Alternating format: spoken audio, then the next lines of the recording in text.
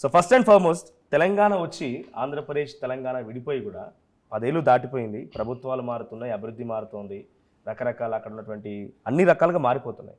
ఇప్పటికీ తెలంగాణ ఆంధ్ర సెంటిమెంట్ రగులుతోంది. ఒక ప్రముఖ నాయకుడు AP deputy CM Pawan Kalyan మాట్లాడిన మాట పైన వివాదం జరుగుతోంది.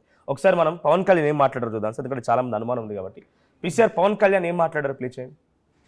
అనుకుంటున్నా అంటారు రాష్ట్రం విడిపోవడానికి కూడా కారణం గోదావరి జిల్లాలో పచ్చదనం. ఆ శాపం తగిలేసినట్టుంది.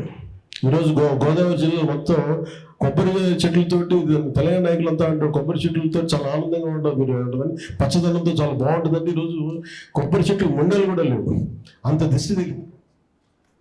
ఆయన ఓ ప్రభుత్వంలో ఒక రాష్ట్రానికి డిప్యూటీ సీఎం, ఆయన వ్యాఖ్యలపై మీ రెస్పాన్స్ ఏంటి?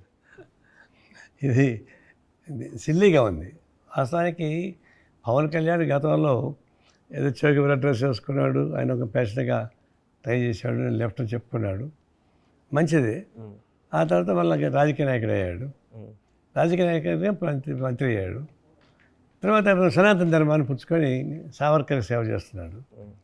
వ్యక్తిగతంగా ఆయన సావర్కర్ సేవ చేసుకోవచ్చు, లేకపోతే శేఖర్ని పూజించుకోవచ్చు, ఎవరు చేయొచ్చు. కానీ ముఖ్యమంత్రి అయిన ఉప ముఖ్యమంత్రి అయిన తర్వాత, రాష్ట్ర ప్రభుత్వానికి డిప్యూటీ చీఫ్ అయిన తర్వాత ఆయన జాగ్రత్తగా ఉండాలి. ఆయన జాగ్రత్తగా ఉండకుండా సనాతన ధర్మం అనే ఫిలాసఫీకి మంటకెక్కింది కాబట్టి అదే లాంగ్వేజ్తో మాట్లాడాడు. లేకపోతే శాపం తగిలింది, దిష్టి తగిలింది అంటే ఇవన్నీ సనాతన ధర్మాన్ని నెత్తికెక్కించుకోవాలని వచ్చినటువంటి భాష అది. రెండోది ఏంటంటే ఒక ప్రాంతం నుండి ఇంకొక ప్రాంతాన్ని ఇన్సల్ట్ చేసేట్టుగా మాట్లాడడం అనేది కరెక్ట్ కాదు.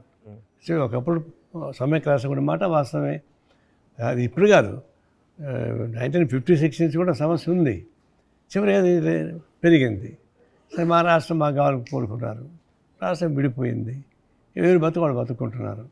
భౌగోళికంగా విడిపోయింది తప్ప మనుషుల మధ్య ఘర్షణతో విడిపోయింది కాదు, భౌగోళికంగా విడిపోయింది.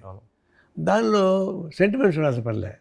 అనేక మంది ఇక్కడి నుంచి కోస్తా రాయలసీమలో అమ్మాయిలు తీసుకుంటున్నారు, ఆడ అబ్బాయిలు పెళ్లి చేసుకుంటున్నారు. మన రేవంత్ రెడ్డి కూతురు కూడా అబ్బాయిని పెళ్లి చేసుకుంది, కోస్తా అమ్మాయిని. ఇప్పుడు అదంతా పోయింది. అయినా పవన్ కళ్యాణ్ అంటే వాళ్ళు ఆ విధంగా మాట్లాడడం అనేది కరెక్ట్ కాదు. అందుకే నేనేం చెప్పానంటే, నీకు సనాతనం నమ్మకం ఉంటే పోయి చేసుకో,